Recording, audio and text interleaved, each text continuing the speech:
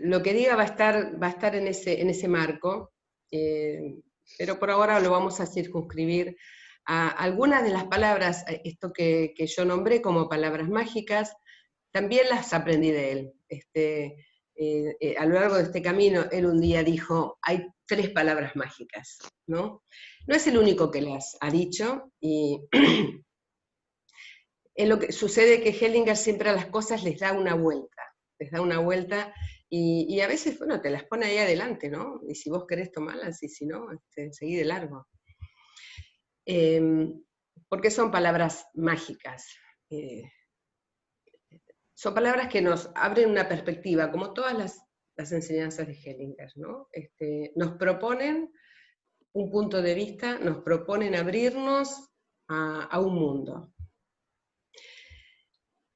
Son palabras que tienen peso por sí mismas, que las podemos pronunciar sin agregados. Ellas las pronunciamos y vibran en nosotros, ¿no?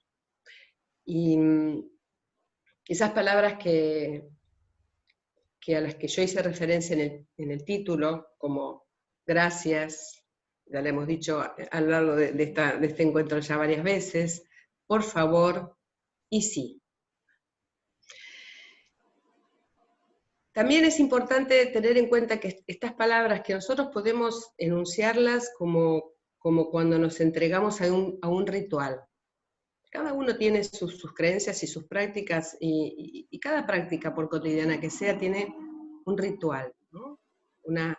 Una forma de dedicarnos un momento a hacer algo que hacemos con atención, a la que le dedicamos nuestra mente y nuestro corazón. Como cuando hacemos una oración, hoy recordamos algo muy querido, y entonces son palabras que las podemos pronunciar de la boca para afuera. No podemos decirlas mecánicamente, como muchas de las palabras que nos rodean, en los distintos canales por los que nos llegan las palabras, ¿no? Pero también podemos detenernos y sentir cómo las decimos, y darnos cuenta que si llevamos nuestra mente a nuestro corazón y la conciencia de todo el cuerpo, podemos observar qué nos pasa cuando las pronunciamos. Además, digo pronunciarlas porque una cosa es verlas escritas, otra cosa es decirlas. Cuando nosotros decimos, activamos registros, vibramos, nuestras cuerdas vocales vibran, y podemos decirlas acompañadas con un gesto, con un énfasis, con un tono de voz. El tono, ese tono de voz que no está en la palabra escrita. Por eso cuando mandamos un mensaje por WhatsApp tenemos que ponerle un emoticón, ¿no? Para ver que no alcanza con la palabra, tengo que poner el sentimiento, ¿no? ¿Con qué sentimiento estoy pronunciando esta palabra? Haciendo un paralelo con el espacio que me invita a hablar, yo pensaba que estas palabras son palabras diagnóstico, ¿no? Me invita a hablar un centro de diagnóstico por imágenes. Y este trabajo, muchas veces yo haciendo mi trabajo que se conoce como constelaciones, cuando hago una constelación, hago una configuración, un día se me ocurrió que lo que estaba haciendo era un diagnóstico por imágenes. Y digo, mira, y pensando hoy en esto que iba a compartirles, digo, son palabras diagnóstico, porque según cómo yo las pronuncie y qué me pasa cuando las pronuncio, me puedo dar cuenta de un montón de cosas. De esas cosas que están en lo no dicho. Entonces, cuando digo gracias, ¿qué me pasa? ¿Lo digo solo los sonidos? ¿O hay algo en mí que se conmueve cuando digo gracias? Y no hace falta decir nada más. ni muchas, ni muchísimas, ni gracias por esto, es gracias. ¿Y por qué digo que sirven para hacer un diagnóstico? Porque según cómo resuenen en nosotros, nos van a decir algo acerca de cómo estamos. Si digo gracias y no pasa nada, eso es una información para nosotros. ¿Qué me pasa? No me conmueve, no puedo conectar con la palabra. Queda dicha de acá para afuera. Si digo gracias y siento que me empiezo a temblar, como yo ahora, que me emociono, ¡wow! ¿Por qué me emociona? ¿Y por qué me empieza a latir el corazón? ¿Y por qué me corre un frío por las piernas? ¿Por qué se me eriza la piel? Y si a eso le agregamos lo otro que es inseparable de este enfoque, que es nuestras relaciones, también puedo decir, ¿y qué me pasa cuando yo le agradezco a esta persona que tengo enfrente? ¿Puedo decirle gracias o no? Ni loca le diría gracias. No tengo nada que agradecerle, ¿no? Más bien le reprocharía. Entonces también me sirve. O a veces decimos, sí, sí, yo te agradezco. Y lo decimos de la boca para afuera. Entonces puedo detenerme y decir, ¿y qué pasa si se lo digo en serio? ¿Qué me pasa? Y si no se lo puedo decir, ¿qué pasa? ¿Yo sabía que no se lo podía decir o ahora que se lo digo me doy cuenta?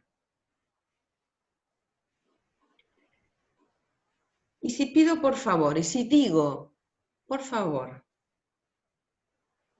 no digo nada más. Por favor. ¿Me cuesta decirlo? ¿Qué me pasa? Con mi tamaño. ¿Me achico? ¿Con el otro? ¿Pierdo algo? ¿Se me cayeron algunos anillos por ahí? ¿Me da vergüenza reconocer que necesito pedir algo? Porque cuando yo digo por favor, estoy reconociendo que necesito. Y además reconozco algo, se lo digo a alguien, no lo digo sola, son palabras que las decimos en relación a otros. A veces invocamos, ¿no? Como mi sobrinita nieta que tiene 2 años y 4 meses. El otro día no le salía algo y dice, ¡ay, Dios! ¿De dónde sacó esto? ¿No? Estaba como invocando, ¿no? Estaba diciendo, por favor, ayúdame, esto que no me sale, ¿no? Entonces, o es un ser espiritual, es ese ser interno que nos acompaña en los momentos difíciles o en los momentos de mucha felicidad, en la que necesitamos agradecer, porque no nos alcanza con la dicha, desbordamos de agradecimiento. Y entonces es demasiado, ¿no? Y si no me merezco tanto. Y cuando decimos sí,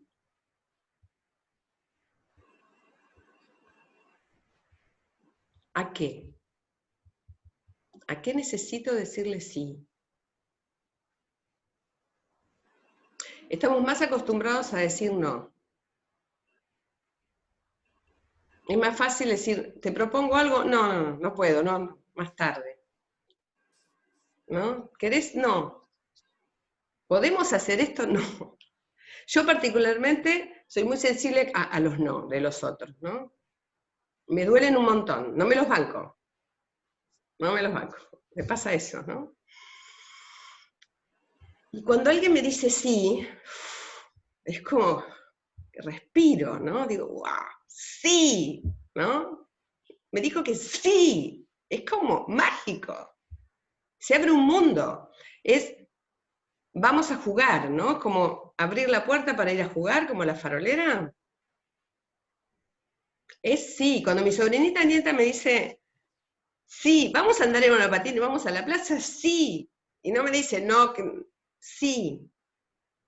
Y cuánto más Entonces, fácil que debe ser cuánto más fácil para un niño, ¿no? Decir sí, es sí, es tanto más simple a veces. es genial cuando te lo dicen. Y a veces te dicen Sí. no, porque están en la etapa del no. Entonces te dicen a todos que no. Que tiene que haber no. Y entonces tenés que buscarle, si vos lo que querés es escuchar un sí, tenés un trabajo. Tenés que ver qué le puedo ofrecer, qué le puedo decir para escuchar el sí. Y entonces también cuando queremos escucharlo y no solo decirlo, tenemos que hacer un trabajo de observar al otro. ¿Qué necesita que yo le pueda ofrecer y me acepte? ¿No? Y cuando decimos sí, si no podemos, ahí nuevamente tenemos el diagnóstico. Esto es un diagnóstico por palabras mágicas. ¿Sí? Cuando a mí me propusieron dar esta charla, por ejemplo, que salió de la galera, porque se enteraron que iba a poner el libro, iba a publicar el libro, entonces, bueno, ¿y por qué no? Y yo dije, sí. No dije, no, pero, ¿y qué tiene que ver? Y más, y no. Dije, sí. Y están ustedes acá. Y tengo amigos de Montevideo, que hace un montón que no veo, y los tengo acá, ¿no? Y a una docente que hace también un tiempo que no veo, y están acá. Entonces sí, me abre una puerta. Y también, cuando no puedo decirlo, me sirve para darme cuenta que estoy resistiendo, ¿no? No, esto no me gusta, como la pandemia, por ejemplo.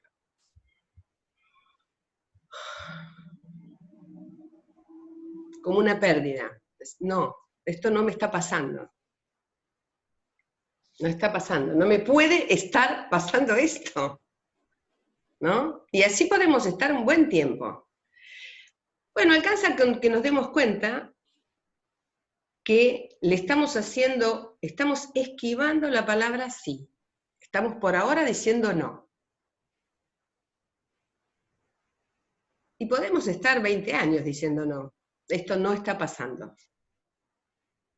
El tiempo depende de nosotros. Y cuando decimos sí, por ejemplo, le decimos sí a cosas que no nos gustan, que nos duelen mucho, pero que no podemos cambiar.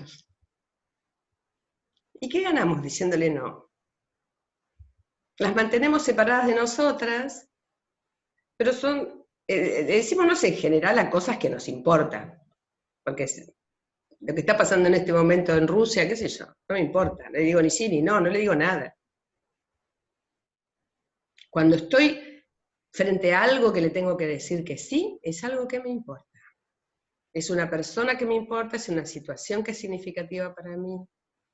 Entonces puedo pensar, cuando no puedo decirle sí a esto que no puedo cambiar, porque cuando es algo lindo y alguien me viene a ofrecer un helado de chocolate y zamballón en pleno verano, yo le voy a decir que sí, probablemente. El tema es cuando no le podemos decir que sí a cosas que nos traen problemas. Entonces, o no, decimos, sí, sí, yo estoy dispuesta a conversar con esta persona, qué sé yo. Y cuando me lo digo a mí, no, me sale no. Entonces me tengo que dar cuenta, ¿a qué le estoy resistiendo? Y poder entonces también discernir a qué cosas de las que no estoy pudiendo decir dependen de mí, ¿no? Hay cosas que, como dicen, esa gran enseñanza de los maestros ancestrales, la sabiduría consiste en aceptar lo que no puedo cambiar, cambiar lo que depende de mí, puedo cambiar, y tener la sabiduría para reconocer la diferencia. Entonces, ¿a qué tengo que decirle que sí? que no puedo cambiar. Y a qué cosas sí puedo decirle, ok, vamos a modificarlas, ¿no? Entonces son palabras que siempre están en relación, y podríamos decir que nos invitan a trazar un puente, ¿no? Donde nosotros las damos, son palabras que las damos. Decimos gracias y es a algo, por algo, a alguien. Pedimos por favor, y así nos hacemos chiquitos. Y trazamos un puente, y el otro puede darme o no darme. Porque esta es otra cosa súper interesante si las meditamos, estas palabras, ¿no? Que es, no esperan resultados. No es gracias pero, o sí pero. No. Cuando las pronunciamos en su sentido mágico, trascendental, las decimos a secas. Son palabras sencillas, que nos piden lo máximo, porque nos dan mucho. Entonces yo digo gracias y no espero nada, porque cuando dije gracias estoy reconociendo algo que recibí, y ahora vamos a ver qué. Entonces ya la palabra, cuando la pronuncio, completa algo que faltaba. Faltaba decir gracias. Entonces, nada más, se cierra ahí. Cierro y completo. No viene, después viene otra cosa, pero ya empieza una rueda nueva, ¿no? Y cuando digo por favor, no te digo por favor, pero ahora hacelo como yo quiero. Es por favor. Y tengo que también esperar que el otro no pueda. Porque lo que cuando decimos por favor es enunciar que algo estamos necesitando, que todo no lo podemos, que somos frágiles, que somos débiles y que somos incompletos. Que podemos pedir, yo lo ¿no? enuncié, ¿eh? Que podemos pedir. Claro, y que nos permitimos el lujo de pedir. Porque ¿a cuántos de nosotros nos cuesta pedir? ¿Por qué nos cuesta pedir? ¿Por qué me cuesta pedir a mí? Porque no me banco que me digan que no. Y bueno, tendré que hacer 20 años más todavía de terapia para aceptarlo. Un poquito más me lo banco ahora, pero... Entonces, pedimos, y en el pedido está incluido el no. Está incluido el sí, el no, el más o menos, el sí, pero otra cosa. Lo que sea. Yo ya manifesté mi necesidad. Y es por favor, no es una imposición. Es, si tenés algo de lo que necesito, me encantaría recibirlo. Y si no, todo bien. Todo bien, porque es un pedido, no es una exigencia. Y a veces, cuando pedimos por favor, le ponemos un tonito que es de exigencia. Por favor, ¿no? Estamos retando. O sea, podemos decir por favor con miles de entonaciones y en cada momento querrá decir una cosa diferente. Porque son palabras que esconden mucho.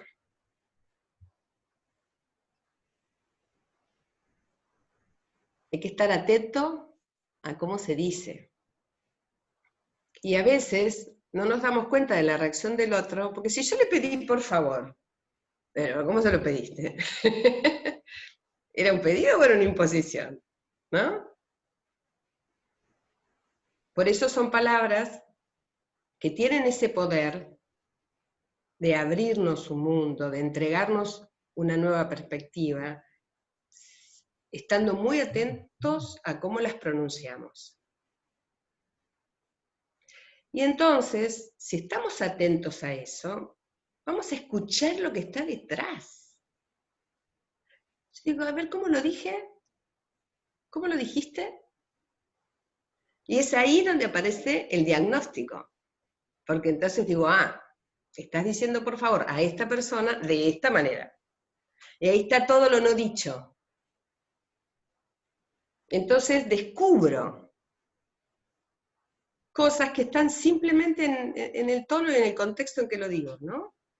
Entonces, si estamos atentos a una relación, escuchando, y hay muchos de ustedes que trabajan en la profesión de la escucha, o que están en relaciones que necesitan entender lo que me están diciendo. Entonces alcanza simplemente con escuchar que está ahí resonando detrás del sí. ¿Es un sí pero? ¿O es un sí sin condiciones? ¿Ustedes vieron la película Coco? Sí. Bueno, si alguien vio la película Coco, el protagonista, desde casi los primeros 10 minutos de la película, toda la película está buscando un sí. Un sí que lo habilite a hacer lo que quiere. Y entonces se va encontrando con sí. Bueno, sí, te doy la bendición, pero a cambio de esto. Dejes la música, a cambio de que nos tengas en la memoria. Y la última, que es cuando finalmente, bueno, pueden verla igual porque no es que se las estoy spoileando mucho, es, te doy la bendición, y él dice, sí, pero sin condiciones. Te la doy para que hagas lo que desees. ¿Sí? Bien, por ahí va. Y en ese sentido Adriana, son palabras mágicas, digamos. Sí. esas palabras mágicas que es cierto que tienen una fuerza increíble, que las decimos muy a menudo, pero que nunca por ahí nos detenemos a pensar esto que nos haces pensar vos, que es la fuerza que tiene, la fuerza mágica que tiene. Estas palabras, ¿cómo actúan en nuestros vínculos, en nuestras relaciones? Hoy nos encontramos en una situación, en un contexto familiar, personal, que no está por ahí sacando más a flor de piel esas cuestiones de vínculos, de relaciones por las convivencias con la pareja, con los padres. Hoy charlábamos un poco acerca de esto. ¿Cómo sería un efecto bueno de esas palabras mágicas que vos nos decís, que elegiste para el título de hoy? ¿Cómo se dan esas palabras en nuestros vínculos, por ejemplo, con nuestra madre, con nuestro padre, con nuestros padres? Uh-huh. Gracias por la pregunta, Erika.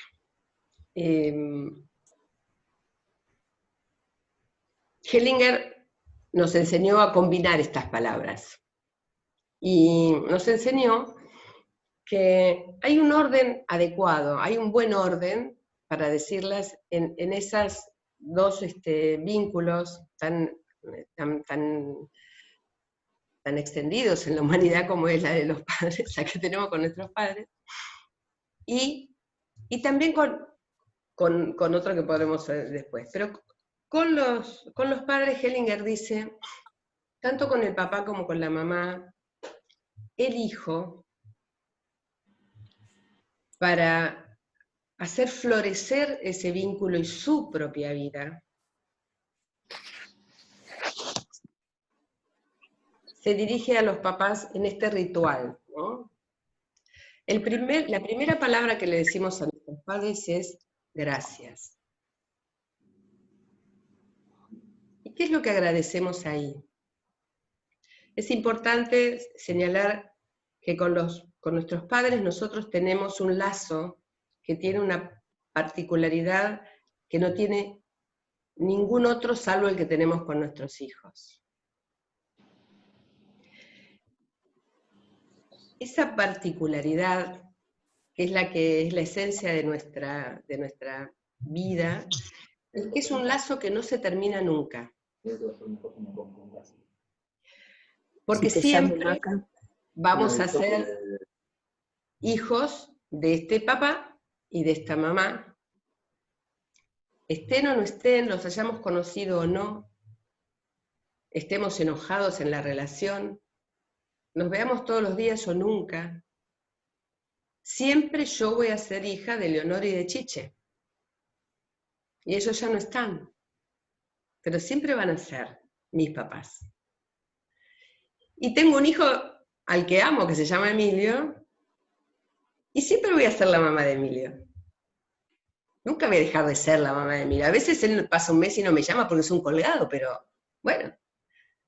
Y yo lo pienso todos los días y cada tanto se acuerda. Ayer me llamó y digo, estaba pensando en vos. Bueno, no es mucho, como pienso todo el tiempo, en algún momento me llama. Entonces, ese lazo no se va a terminar nunca. Y estas palabras que Hellinger nos enseña y nos propone que digamos en un ritual muy interno nuestro, que a veces podemos hasta no decirlo, ¿no? Pero es como un rito para nosotros, para cuando sentimos que algo está andando mal en ese vínculo, ¿cómo poder hacer para empezar un camino de sanación de ese vínculo que en definitiva es una sanación para nosotros? La primera palabra es gracias, y lo que agradecemos ahí es lo que recibimos de ellos, que es lo más importante. A veces cuando yo en público hago esta pregunta, empiezan a salir qué es lo importante y salen montones de cosas y no sale lo que yo les voy a decir, que es la vida. Lo que recibimos de nuestros padres, en primer lugar, cuando nos concibieron ahí, cuando éramos dos celulitas unidas y empezó un corazoncito a latir, que los diagnósticos por imágenes nos muestran enseguida, es la vida. Y eso es lo que agradecemos. Porque nada de lo que vino después podría haber sucedido si no tomábamos la vida de ellos. Entonces, cuando decimos gracias, decimos eso. Cuando decimos por favor, que es la siguiente palabra que les dirigimos a nuestros padres, ahí nos reconocemos necesitados. Ahí admitimos que vinimos después, que empezamos de pequeños esta relación con ellos que eran grandes. Y reconozco mi necesidad por encima de todo de su amor, de su cuidado. A veces, como le pasa a la protagonista de Coco, de la película, pido su bendición. ¿Y su bendición para qué? Para hacer lo mío. Y a veces hacer lo mío implica hacerlo un poquito diferente como lo hicieron ellos. ¿Sí? Por eso somos seres diferentes.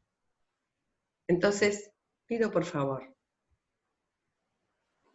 mírame con buenos ojos cuando yo hago mi vida. Y después les digo gracias. O sí, bueno, en el caso de los padres que ya les dijimos gracias, podemos decirle gracias muchas veces por muchas cosas, ¿no?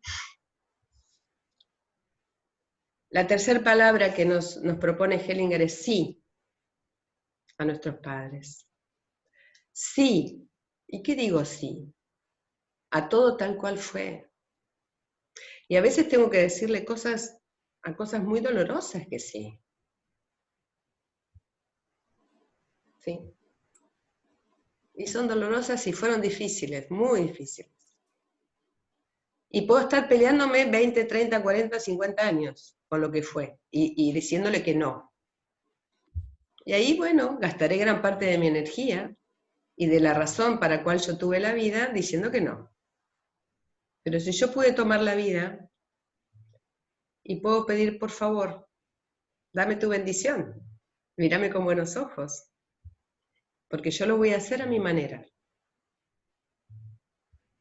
Y digo sí a todo como les pasó a ellos y a todo como pasó después de mi nacimiento, a todo lo que no pudimos cambiar, a todo lo que faltó, a todo tal cual fue. ¿Y por qué digo que son palabras diagnósticas? Porque alcanza con que ustedes se tomen un momentito para hacerlo y se van a dar cuenta qué les falta, por dónde está, dónde les aprieta el zapato. Y entonces ahí tienen un montón de tarea para hacer en un tiempo de cuarentena. Cuando pensábamos que el afuera nos está invitando a quedarnos quietos, a reducir los contactos, a movernos menos, ¿no? Entonces de golpe aparece un montón de cosas para hacer, que las tenemos que hacer con nosotros, cuando nos aquietamos, ¿no? Y así, bueno, voy a aprovechar que no tengo que salir a muchos lados, hago una respiración lenta, me prendo una vela, me pongo una musiquita suavecita, sin letra en lo posible, así no me interfiere, y visualizo a mis papás. Pueden hacerlo cuando termine esta charla, les invito a que vayan y lo hagan. Y me doy cuenta qué me pasa con cada una de esas palabras. Y las repito las veces que sea necesario hasta pescar los énfasis, los tonos, la desconexión. Si les sale mecánicamente, ahí hay gato encerrado. Sospechen de cada cosa que les pasa. ¿Por qué? Porque nuestro cuerpo es nuestra caja de resonancia. No es un pilar que tenemos para sostener la cabeza. Es una fuente inmensa de información que siente, que se emociona, que late, que se pone frío, que se pone caliente, que se pone tenso, que le falta la respiración, que respira, que se pone así, con los dedos así, ¿no? Todo eso les va a pasar cuando quieran probar cada una de estas palabras. Y entonces habrán tenido su autodiagnóstico. Bueno, cuando dije gracias me pasó esto. Cuando dije por favor me pasó esto. Cuando dije sí me pasó esto. Y van a aparecer ideas y enojos y resistencias. Ese es, mira, esto es el paquete que esta cuarentena me vino a pedir que yo tenía que mirar. Entonces, bienvenido sea el aislamiento, porque me obligó, como me obligó a mí, a hacer este inventario. Bienvenido sea. Porque esa es otra cosa que será para otra charla. ¿Qué pasa cuando lo que agradecemos, lo que tenemos que agradecer, el agradecimiento viene por algo genuino que hemos aprendido, pero que fue un costo muy alto? Cuando algo muy doloroso nos trajo algo muy bello, como a mí, que lo más doloroso que me pasó en la vida me trajo a las constelaciones familiares. Y eso es otro capítulo, otra que un máster, otra que un doctorado. Cuando podemos agradecer a lo más doloroso, le diría que ya se ganaron la mitad del cielo, más o menos. Están como pasaron el río, ya hicieron el camino que, bueno, y es un camino, no se logra un día para el otro. Pero hay un momento de ustedes, y no debe ser nada fácil llegar a ese momento. No, y llegás casi sin darte cuenta, pero a pura constancia, ¿no? A puro no aflojar, diría yo, a puro no aflojar. Y que en las parejas, el orden es un poco diferente, ¿no? Empezamos, ¿qué decimos cuando nos casamos? Cuando antes la gente se casaba por iglesia o cuando se va al registro civil, ¿qué le decía? ¿Qué le preguntaba el sacerdote? ¿Y qué le decía? La persona le decía, ¿quieres por esposa A? Y uno que dice, sí. Y no le dice sí con beneficio de inventario, Dice sí. No es que dice sí, pero ahora vamos a sentarnos a conversar entre todos, a qué le digo sí y a qué le digo no. No, el sacerdote te dice sí, en la vida y en la muerte, y en lo bueno y en lo malo, ¿no? Te dice a todo. Sí. Entonces le decimos sí a todo lo que él trae y a todo lo que nos va a pasar. A lo bueno y a lo malo. Y cuando le decimos, la siguiente palabra es decirle por favor también. Y también ahí nos hacemos un poco más pequeños, nos hacemos necesitados. Reconocemos que el otro de alguna manera va a completar algo que nos falta, nos va a dar algo que necesitamos y lo reconocemos en ese gesto. Por un lado nos reconocemos nosotros más humildes, pero también al mismo tiempo le doy un reconocimiento al otro. Y si hay algo que un ser humano en sociedad necesita, es reconocimiento. Todos necesitamos mínimamente dos cosas: pertenecer y ser reconocidos. Y ser reconocidos en nuestra existencia, es decir, no sos transparente. No llego y como estoy enojado con vos no te saludo, no existís. ¿No? ¿Vieron cuando uno quiere enojarse con alguien y quiere hacerle algo muy malo? Llega a la reunión familiar y a la cuñada con la que está enojada no la mira. Sigue largo. La maté. No le reconocí ni la existencia. Estamos todos locos. Pero si estás ahí, hermana, ¿cómo no te voy a saludar? Pues no existís. No. Entonces yo, cuando decimos, por favor, siento que digo, a mi pareja, te reconozco y necesito. ¿Y luego qué hago cuando recibo lo que me dan? Digo gracias. Y ahí cierro. Porque cuando nosotros recibimos algo, hay una ley que dice Hellinger que nos lleva a querer recuperar el equilibrio, ¿no? Es como que cuando recibimos nos quedamos como con la balanza pesadita de acá. Entonces hacemos algo para poner otro pesito para acá y entonces estamos así, equilibrados. Y entonces cuando recibimos algo, lo primero que decimos es gracias, como yo, que le agradezco a Imat y a Erika por haberme dado este espacio. Entonces, ¿qué necesito decir yo? Gracias, ¿no? Y así vamos como compensando. Entonces yo haré algo para volver a generar la rueda, como alguna vez lo escribí en otro lugar. Empezamos a dar movimiento a la rueda mágica del agradecimiento, ¿no? Porque cuando yo recibo,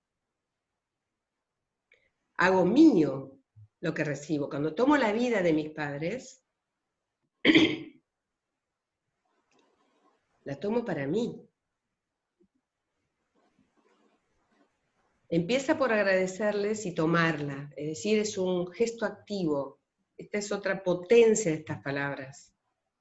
En una situación donde algo nos paraliza, nos hace pasivos, ¿no? Parece que la cuarentena nos dice no hagas. Y yo, que soy muy empecinada, no me banco que me digan no hagas, entonces le encuentro la vuelta, ¿no? Entonces cuando digo gracias, estoy actuando. Porque digo, ahora me lo quedo, esta vida me la quedo, al precio que les costó. No sé, a lo mejor la relación fue muy difícil, pero la vida me la quedo yo, y con eso hago algo, ¿no? Bien, me perdí en Recién algo. mencionabas, no, estaba pensando que estabas mencionando esto de la pandemia, del encierro, de lo que nos viene impuesto afuera. A veces el problema no está en la relación, sino en la situación, ¿no? Así que lo que hoy nos afecta a todos, y también lo veíamos un poco juntas en alguna de las preguntas que nos hicieron llegar a través del formulario de inscripción, alguna de las cosas que nos preocupan quizás es el sentimiento que nos genera este contexto, los sentimientos difíciles de sobrellevar. ¿Cómo nos pueden ayudar estas palabras que vos nos decís, estas palabras que suenan tan simples pero que tienen tanta fuerza como decías antes? ¿Cómo, por ejemplo, cuando nos sentimos que estamos enojados, que nos da tristeza, que somos impotentes, ¿no? Frente a las limitaciones estas del contacto, de salir de casa, de movernos, cuando hay que seguir esperando? ¿Cómo actúan esas palabras en esas situaciones?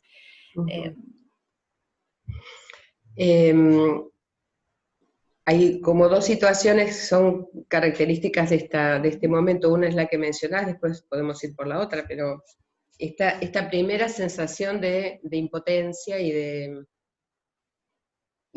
esas otras sensaciones, la tristeza, el enojo, la ira, ¿no? Están asociadas a esa impotencia o a lo que va pasando, digamos, ¿no? A veces no sabemos ni por qué nos sentimos como nos sentimos. Entonces, si nosotros tomamos estas palabras Lo primero que yo tengo que poder reconocer es qué de la situación puedo cambiar y qué no, ¿no? Porque dentro de un contexto hay cierto margen de libertad, cierto margen de acción. Supongamos que nuestro balance, de acuerdo a lo que estemos mirando, es no puedo hacer nada con esto. Entonces, siempre puedo aprovechar ese momento para...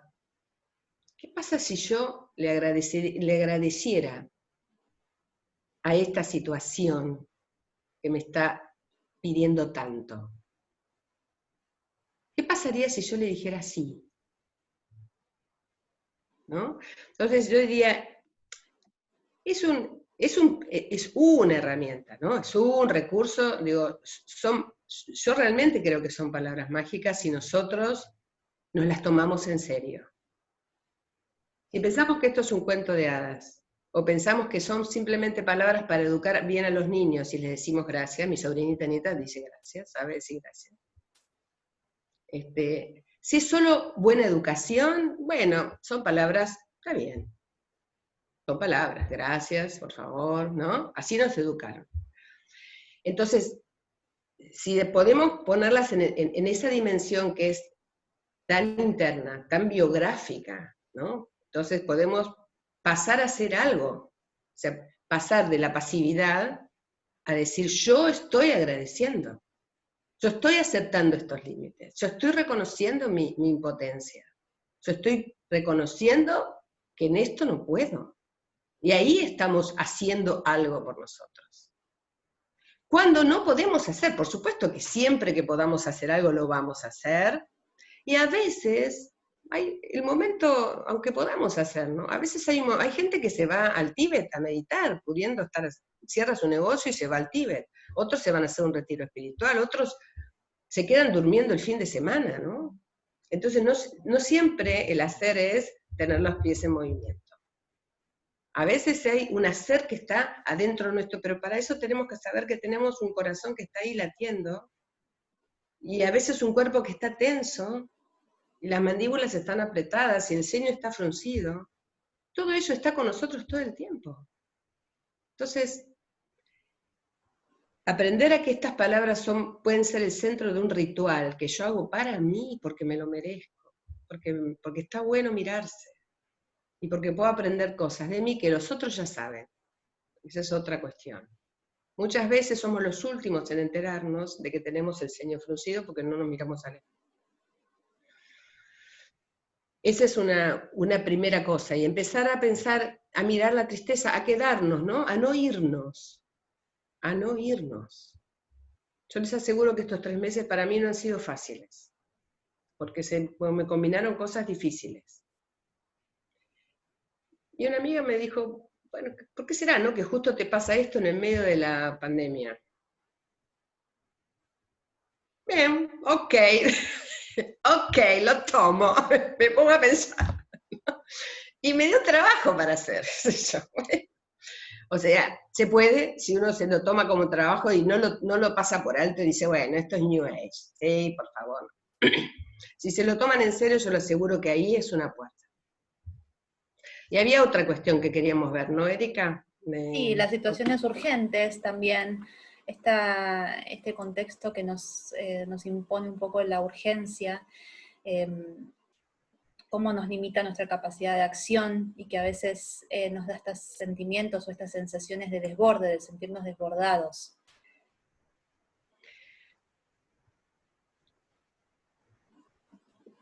Sin alardar, sin pretender tener como... Yo primero, digo, me gusta a veces, digo, sobre todo dejar las preguntas abiertas, ¿no? O sea, me parece que a veces las preguntas nos llevan más lejos que las respuestas cerradas, ¿no?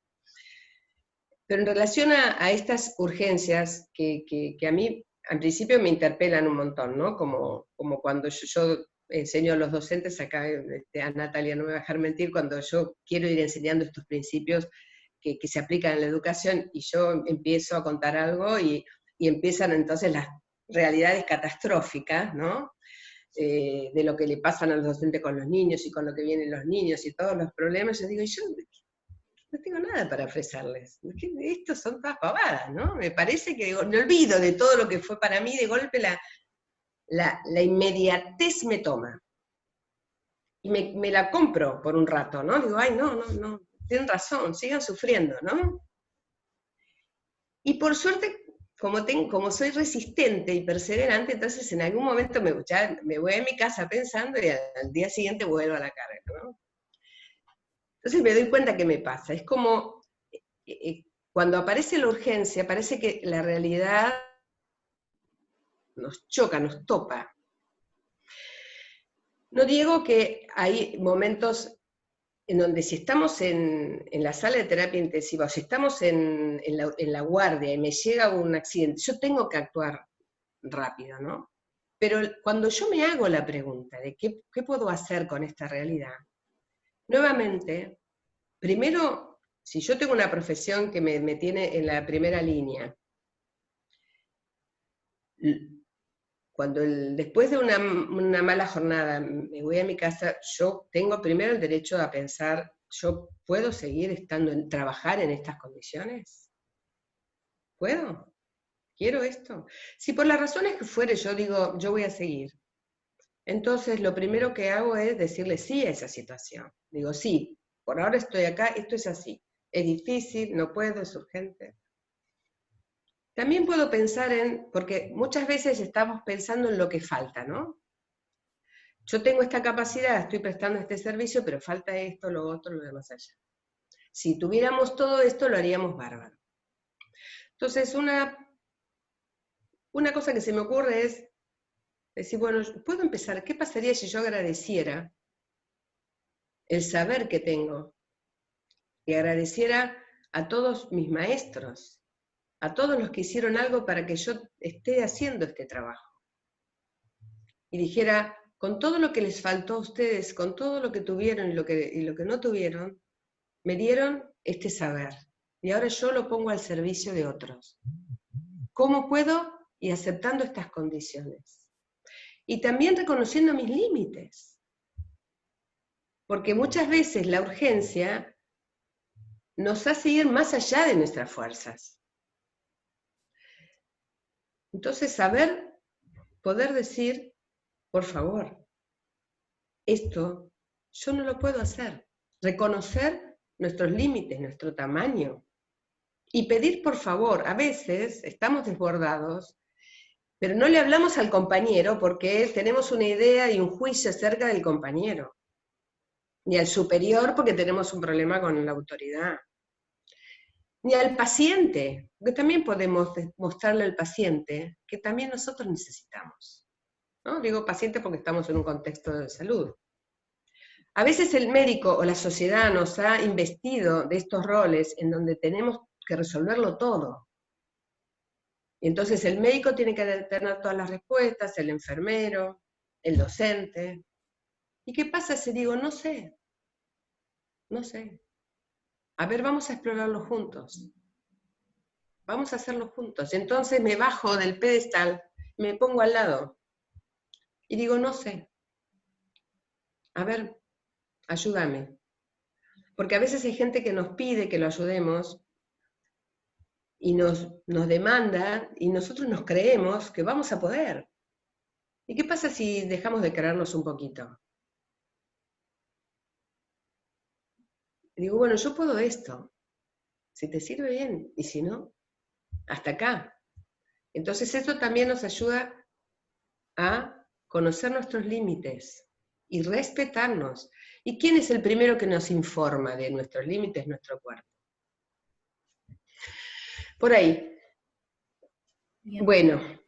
Adriana, te voy a hacer una pregunta que nos hizo llegar uno de los participantes, que me parece que la acabas de responder, que tiene que ver con las relaciones laborales. ¿Cómo aplicar estos consejos que nos estás dando, estas palabras mágicas, a los vínculos o las relaciones laborales, si es que podemos hablar de vínculos y relaciones de la misma forma? Creo que algo me habías comentado antes. Lo importante de distinguir es, en el mundo de los lazos, es que hay relaciones que nunca, hay vínculos o lazos que no se van a terminar, y a esos en este contexto les llamamos vínculos, ¿no? Son esos que no se terminan. En una relación laboral, tenemos una relación, los abogados lo llaman vínculo laboral, pero en este contexto, para distinguir la naturaleza, la diferencia con una relación laboral es que yo la puedo terminar, y siempre habré sido la empleada 20 años de tal lugar, pero se termina, la relación se termina y será mi historia, pero yo tengo la existencia, no importa, con o sin ese trabajo, ¿no? Entonces es importante reconocer eso, porque a veces ponemos en las relaciones laborales cuestiones que vienen de nuestros vínculos, ¿sí? Entonces cuando vemos al jefe, pero también vemos a nuestro papá, con el que tenemos algunos problemas. Entonces, la primera cuestión es clarificar nuestra mirada, ¿no? Es decir, ¿qué estoy viendo cuando veo a mi compañero? ¿A mi hermano?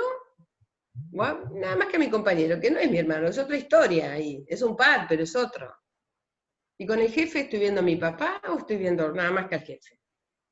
Esa es una primera cuestión que lleva un trabajo, ¿no es cierto? No es hacer de un día para el otro, pero es hacernos la pregunta, porque la respuesta no importa, hay tiempo para darla.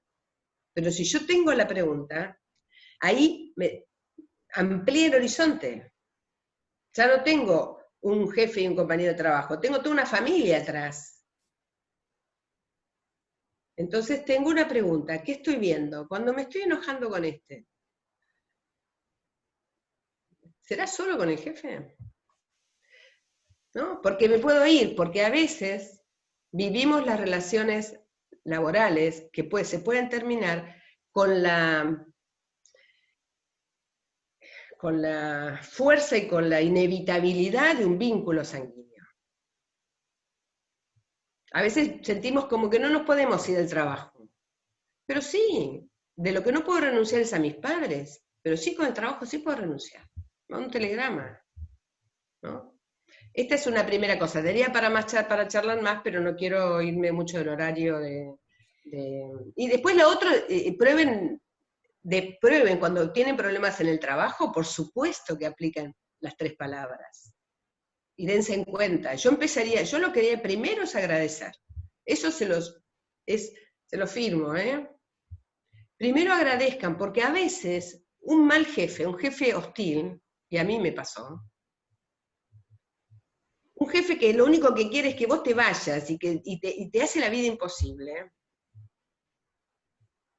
es un maestro que te viene a decir, vos tenés que estar en un lugar mejor. Entonces, cuando alguien les hace daño, se los aseguro que si no pueden hacer, lo mejor que pueden hacer es agradecer. Pueden no decírselo porque la relación no da para que vayan y se lo digan. Pero internamente agradézcanle y digan, ¿qué me estás mostrando? ¿Qué me estás enseñando? Ni que hablar de que siempre los que se nos ponen enfrente son espejos para nosotros, ¿no? Entonces algo que critico en el otro es una sombra que no estoy pudiendo ver mía, ¿no? A eso hay ríos de literatura que hablan de eso. Entonces yo primero les digo, digan gracias y vean qué pasa. ¿Y qué le voy a agradecer? Y entonces sale toda la lista del odio, ¿no? Y sigan buscando. Primero dejen que salga el odio, la bronca, la tristeza, la injusticia, todo. Y cuando se terminó la lista de la razón por la cual no le pueden agradecer, empiecen a pensar qué tienen para agradecerle. Y ahí van a encontrar una pepita de oro para ustedes, no para el otro, para ustedes. Porque eso es el camino, le están diciendo, el primer paso que tenés que hacer viene por acá. Bueno, sería para hacer todo un seminario sobre eso. Interesante. Adriana, vos hablaste de Bert Hellinger, lo mencionaste al principio, y bueno, quizás haya participantes que no conocen un poco su perspectiva, y bueno, ¿quién fue Bert Hellinger para vos? Para mí te diría que es la persona más grande que yo conocí en mi vida después de mi mamá y mi papá. es la persona, digo, realmente de mayor entidad que yo tuve la fortuna de conocer en vivo y en directo. Falleció hace un año. Es un filósofo teólogo, fue primero sacerdote alemán, y había nacido en 1925, y estuvo enseñando era de una orden católica, estuvo viviendo en África más de 15 años, y después de dejar los hábitos, él hizo todo un camino por el mundo terapéutico y de la sanación. Y bueno, finalmente, después de andar, de mucho andar, sistematizó esto que él llamó, o que más bien la traducción, porque él lo dijo en alemán, que suena más lindo, en español quedó como constelaciones familiares, ¿no? Este es la marca, digamos, o con el nombre que se lo conoce acá, ahora se empieza acá a circular cada vez más, que tiene una filosofía atrás, que es su filosofía, ¿no? Es su síntesis, es un hombre de muchísimo camino, que ha formado mucha gente y a la que yo realmente le estoy agradecida de lo más profundo de mi corazón, junto con Antio Wolmer, que es a través de la cual yo lo conocí. Sería también para algún día hablar un poco más de su vida, ¿no? Bueno, sería un enorme placer. Una cosa que es que su método, o sea, lo que él hace es crear este método de trabajo personal que nos da una posibilidad de entender algo de lo que nos pasa en el presente a la luz de nuestra historia familiar y de cómo nuestro vínculo con las generaciones que nos precedieron tiene marcas y tiene huellas que nos permite comprender algo de los dolores presentes, algo de las dificultades presentes, las puede vincular con ciertos aspectos de la genealogía, de la historia familiar, con el efecto de poder como empezar un camino de sanación, de autoobservación, autoconocimiento y de liberación, ¿no? Algo así, rápido. Clarísimo, Adriana, la verdad es un placer escucharte, sos muy clara, transmitís algo muy lindo, te lo dije hoy a la mañana cuando charlábamos un ratito juntas, seguramente todos los que tuvieron el placer de escucharte hoy sintieron lo mismo, nos vamos a quedar pensando mucho todo lo que nos dijiste, la verdad es que yo creo que, como te dije desde el primer día que hablamos, que este es un momento... uno nunca tiene tiempo para nada en la vida, ¿no? Entonces, como decís vos, tomar este momento como oportunidad para reflexionar y para un ratito del día pensar algunas cuestiones, la verdad es que me parece más que interesante. Quiero que nos cuentes porque acaba de salir tu libro, este jueves es la presentación, Aprender y educar sin agotarnos, abordajes desde la pedagogía sistémica. Es un lindo momento también para encontrarse con vos este jueves, quería que nos comentaras. Brevemente, para no ocuparles mucho tiempo, sí, es el producto de mis últimos 10 años de trabajo, y es el tema en el que yo me especialicé en esta mirada de, yo fui juntando la historia con la historia social, con la historia familiar, en estas dos vertientes que son mis formaciones, la historia y la mirada sistémica de Hellinger, ¿no? Y en este trabajo yo comparto el resultado de esta especialización que he venido haciendo, que es la mirada puesta en los jóvenes que ingresan a la universidad, comprender ese proceso tan significativo en la vida de un ser humano, que es ese momento en donde, de los 18 años, en donde pasamos de la educación más cobijada por los padres y obligatoria, a la elección ya de un ser adulto que va a hacerse responsable de un camino nuevo, ¿no? Entonces lo que hago es mirar ese proceso, estudiarlo y comprenderlo, y sobre todo mi pregunta partió de un dato muy, muy doloroso, ¿no? Que es que el 70% de los estudiantes que ingresan a una universidad no se reciben, se van sin tener el título. No que cambian de carrera, el mirado en su conjunto, el sistema universitario tiene un 70% de fracaso. Entonces, a mí como trabajé en un organismo vinculado con la evaluación de las carreras universitarias, ahí me empezó a andar mi cabeza y se me fue haciendo una ensalada con todo lo que había hecho, y yo que soy ensaladera, metí todo eso en una tesis de doctorado, ¿no? Y bueno, y finalmente Digo, bueno, es eso, es la pregunta acerca de por qué el fracaso y cómo la mirada sistémica puede ayudar a comprender y acompañar a estos jóvenes para que no se vayan con esa frustración y en todo caso, si es una cuestión vocacional, que lo hagan libremente, digamos, ¿no? Pero es generar un poco de comprensión y además trabajar en apoyarlos, que es lo que muchos quisieran tener. Y en ese libro lo que yo hago es contar eso y contarles algo de la filosofía de Hellinger, más otros teóricos en los que yo me basé para hacer mi trabajo, y contar lo que estoy haciendo ahora en la universidad, que es este laboratorio que estoy como inventando, ¿no? Este dispositivo de apoyo a los estudiantes. Todo eso está en este libro. Y bueno, el jueves a las 6 de la tarde tengo el honor de que mi director de tesis, que fue Mariano Narodowski, me acompañe junto con dos profesionales divinos también, una antropóloga y un doctor en filosofía, que son queridos amigos. Bueno, eso, así que te paso después en todo caso el link para que lo compartamos. Está en Sí, el Facebook.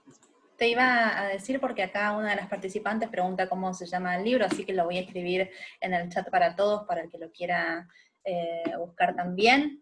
¿Cómo podemos seguirte? ¿Tenés algún espacio en redes sociales, algún lugar donde Bueno, podamos? viste que yo todavía soy un poquito como precámbrica, ¿no? Para las redes, pero tengo una página que la estoy construyendo que tiene mi nombre, ¿no? www.Adriana Montequín.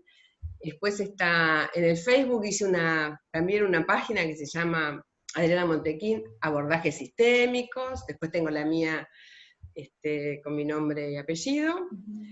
Y por ahí eso, digamos, por ahí comunico un poco lo que voy haciendo, pero estoy como todavía muy rudimentaria con el tema de muy profesora universitaria de esas que dan la bibliografía y los programas en papel, ¿viste? Estoy medio de plástico. Bueno, pero ya ahí en Facebook tienen donde ubicarte, y si quieren estar presentes Sí. en la presentación de este jueves, están todos invitados. Sí, por el ¿verdad? Facebook, que ahí voy a poner el link y todo para que se puedan contar. La editorial es La Endija, que es una editorial de Paraná, así que vamos a hacer una comunicación por el Facebook de la editorial de Paraná, La Endija. Muy bien, impecable. Adriana, gracias, porque fue Bueno, hermosa la charla. Acá la gente te agradece, te pone cosas hermosísimas en el chat, después lo vas a leer. Un placer para nosotros que estés en la tarde de hoy compartiendo todos estos conocimientos tuyos para que podamos nosotros tener un proceso de autoconocimiento también y un momento de reflexión. La gente dice que se queda reflexionando y eso tiene que ser muy satisfactorio para vos. Así que te agradecemos muchísimo. Nosotros los invitamos. yo te agradezco un montón, le agradezco a Imad y a toda su gente, a todo su equipo, que yo sé que es de excelencia y sé lo bien que trabajan, y bueno, te agradezco a vos, al doctor de Lucas que se le ocurrió, y bueno, agradecida por ustedes por haber estado acá, a mis amigos, a los que me conocen, espero seguir viéndolos pronto. Chau Maca, chau Fer, chau Les agradezco Natalia. a todos por haber participado. Nosotros nos vamos a encontrar este jueves. Como les contaba al principio, tenemos un ciclo de charlas semanal que compartimos en nuestras redes sociales, también @imatcentro, lo pueden encontrar. Este jueves tenemos un encuentro sobre emociones en pandemia, muy interesante, con una psicoanalista, la licenciada Eva Duarte, nos va a hablar un poco de los sentimientos que estamos atravesando todos en este contexto. Y próximamente en agosto vamos a tener más y nuevas charlas también para compartirles, siempre, como les decía al principio, con la intención de acercarnos, de generar un encuentro con nuestra comunidad, de devolverle a nuestros pacientes y nuestros seguidores algo de todo lo que podamos compartir, siempre con la intención, como les decía, de educar, de prevenir y de acompañarnos en este momento mutuamente. Así que nos encontramos muy pronto. Les agradezco a todos por haberse quedado hoy. Que estén muy bien. Bueno, gracias. Adiós, Adriana. Gracias, que Vernos. sigan todos muy bien. Chao, Erika. Chao, Adiós. chao. Hasta el pronto. Hasta muy pronto. Chao.